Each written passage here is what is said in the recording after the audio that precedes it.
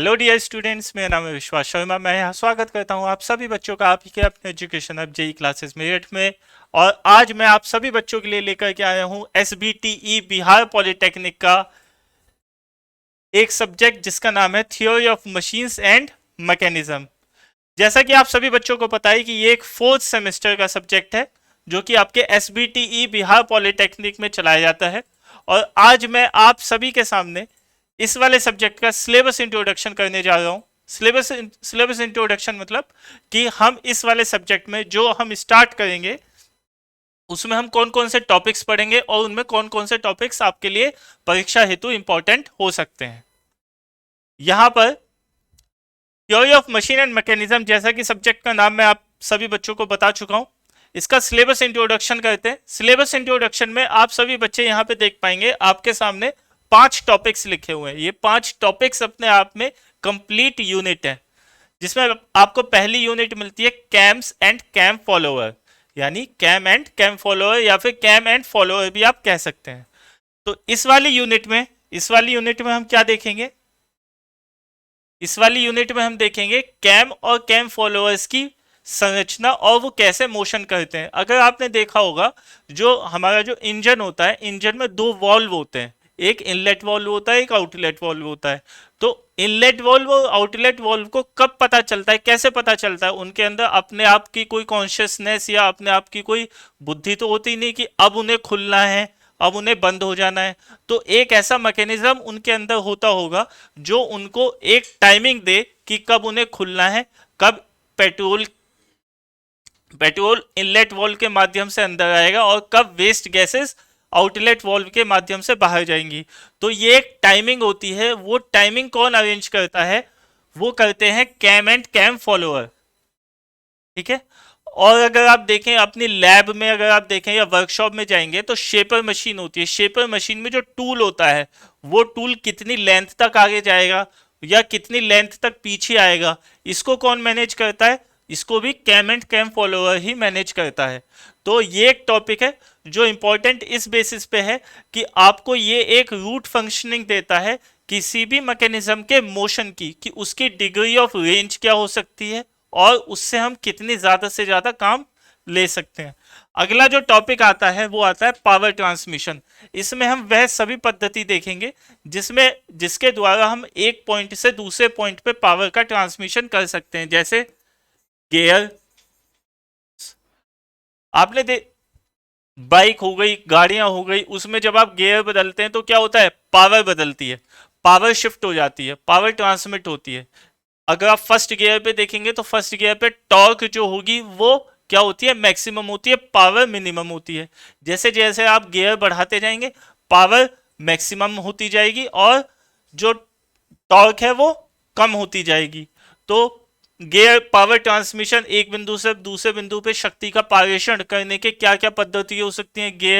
Gears के माध्यम से कर सकते हैं, बेल्ट के माध्यम से कर सकते हैं, चेन के माध्यम से कर सकते हैं।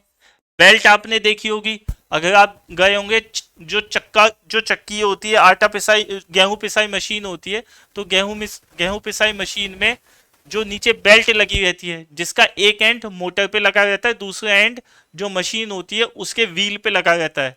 तो उसमें क्या होगा? उसमें जो पावर होती है जो मोटर से ट्रांसफर होती है किसमें? मशीन पे होती है। किसके माध्यम से होती है? बेल्ट के माध्यम से होती है। तो ये भी एक पावर ट्रांसमिशन मशीन होती है। इसके बाद अगर हम देखें chain, simplest example bicycle. Bicycle में आप जब पैडल मारते हैं तो आगे वाला जो एक्सल होता है उससे पावर ट्रांसमिट होती है पीछे वाले टायर पे। किसके माध्यम से? स्प्रॉकेट और चेन के माध्यम से। तो चेन भी एक पावर ट्रांसमिशन मशीन है।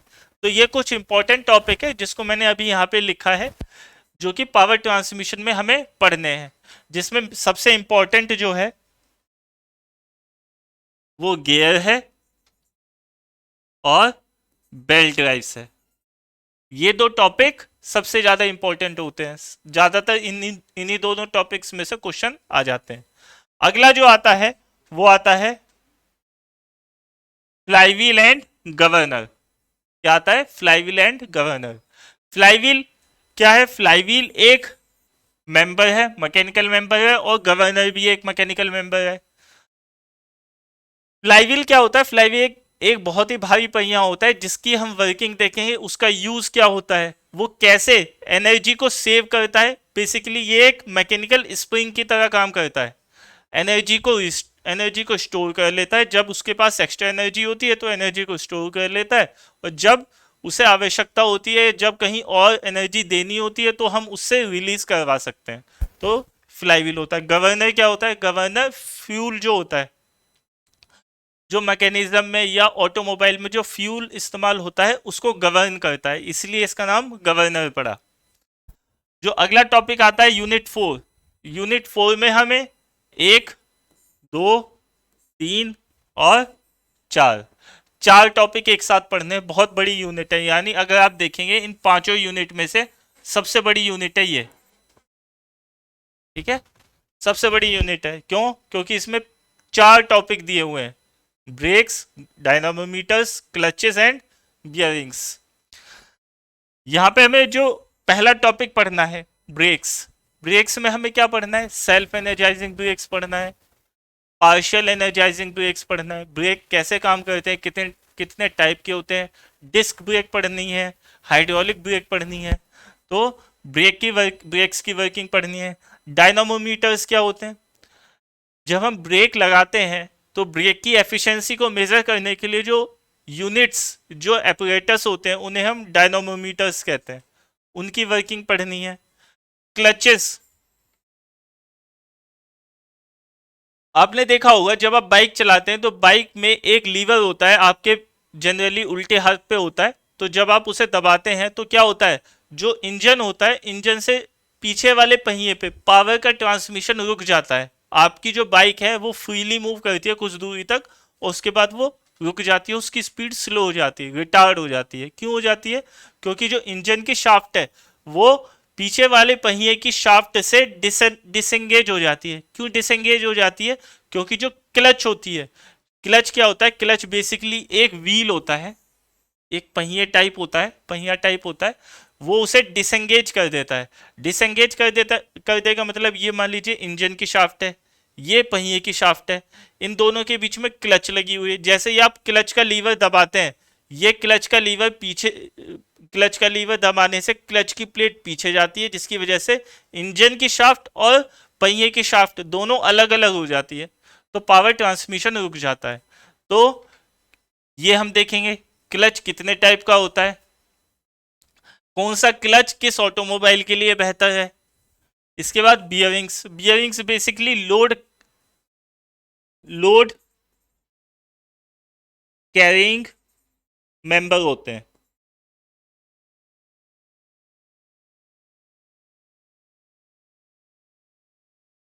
इन पर कंटिन्यूअसली लोड पड़ा रहता है। आपने देखा होगा शाफ्ट होती है, ऐसा कुछ देखा होगा, एक ये गोला और इसके बीच में ऐसी बॉल्स पड़ी रहती हैं। ये सबसे कॉमन इमेज है बियरिंग की। सिर्फ यही बियरिंग नहीं होती है, पर सबसे कॉमन जो देखी जाने वाली बियरिंग है वो ये होती है, जिसे हम बॉल बियरिंग कहते हैं। बॉल बियरिंग जनरली शाफ्ट के एंड पे लगी रहती है, और शाफ्ट पर जो कंटिन्यूअस लोड है उसको सहारने के लिए या उसको सहारा देने के लिए हम इसको लगाते हैं। और क्यों लगाते हैं? जो शाफ्ट का रोटेशन है वो स्मूथली हो सके, प्रॉपर हो सके, और शाफ्ट की जो लाइफ टाइम है उसको हम बढ़ा सकें। तो बियरिंग का ये काम होता है। जो लास्ट टॉपिक आता है, देखिए लास्ट में भी आपके दो टॉपिक हैं, बैलेंसिंग और वाइब्रेशन। बैलेंसिंग और वाइब्रेशन, ये दो टॉपिक अपने आप में कंप्लीट यूनिट है। बैलेंसिंग, बैलेंसिंग में हमें दो दो टाइप की बैलेंसिंग पढ़नी है। कौन कौन सी? रोटेशनल और रेसिप्रोकेटिंग।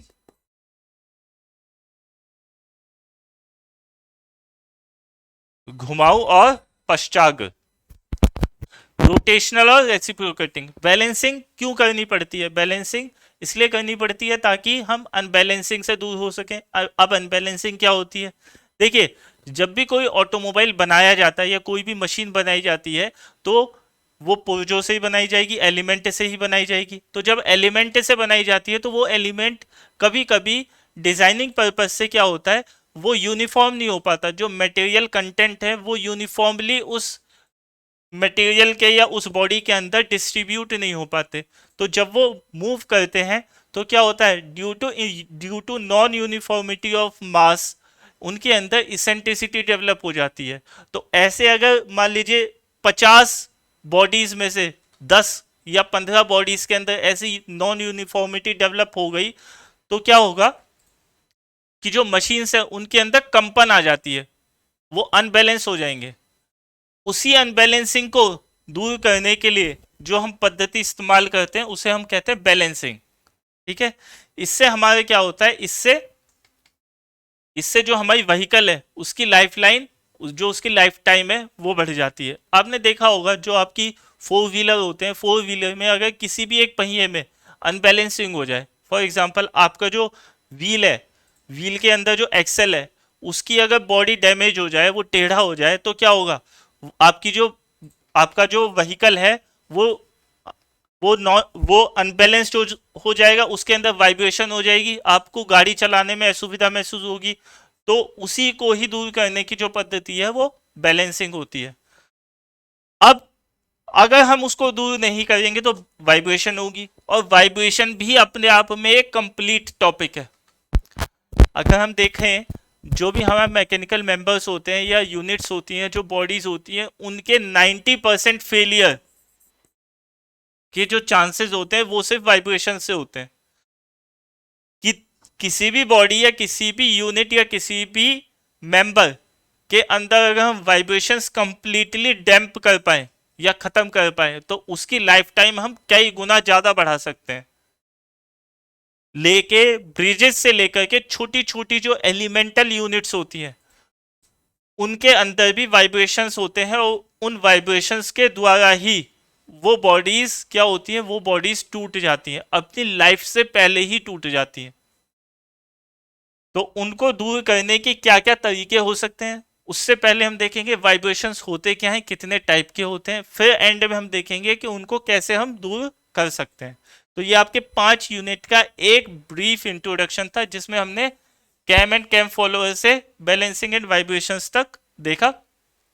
तो आई होप आपको यहाँ पे ये पांचों टॉपिक्स या पांचों यूनिट का जो एक कोर क्रक्स है या फिर जो एक बेसिक पॉइंट्स है, जो सभी यूनिट्स के जो बेसिक पॉइंट्स है वो आपको क्लियर हुए होंगे।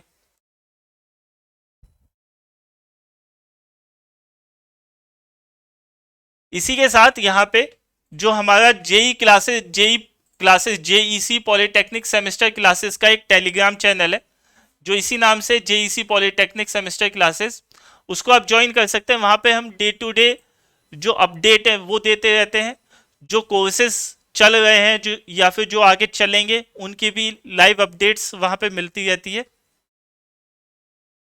ये कॉलिंग नंबर है 8650959597। इसको इस नंबर पे आप कॉल करके किसी भी टाइप की क्वेरी को पूछ सकते हैं। कोई भी डाउट हो आप इसी नंबर पे कॉल करके पूछ सकते हैं। गूगल प्ले स्टोर पे हमारा एक ऐप भी है, इसी नाम से है, जेई क्लासेस मेरठ के नाम से। आप गूगल प्ले स्टोर पे जाएंगे, गूगल प्ले स्टोर पे जा करके आपको ये ऐप मिल जाएगा। जैसे ही आप सर्च बॉक्स में जाएंगे, सर्च बॉक्स में ये ऐप का नाम लिखेंगे, आपको ये ऐप मिल जाएगा। यहाँ से इंस्टॉल करके आप उसको अपने फ़ोन में रख सकते हैं, और वहाँ पे आपको इस वाले ऐप पे आपको जो भी हमारे जो कोर्सेज अभी चल रहे हैं पॉलिटेक्निक के, वो आपको यहाँ पे दिख जाएंगे, और आगे जो कोर्सेज चलने वाले हैं वो भी आपको अपकमिंग शेड्यूल में दिख जाएंगे। तो आई होप आपको ये वाला सेशन क्लियर हुआ होगा, और मिलते हैं अगले लेक्चर में theory of machines and mechanisms start करने पे, जिसका जो पहला लेक्चर है यानी जो पहली यूनिट है कैम एंड कैम फॉलोअर हम जल्दी स्टार्ट करेंगे। तब तक के लिए पढ़ते रहिए। Thank you so much.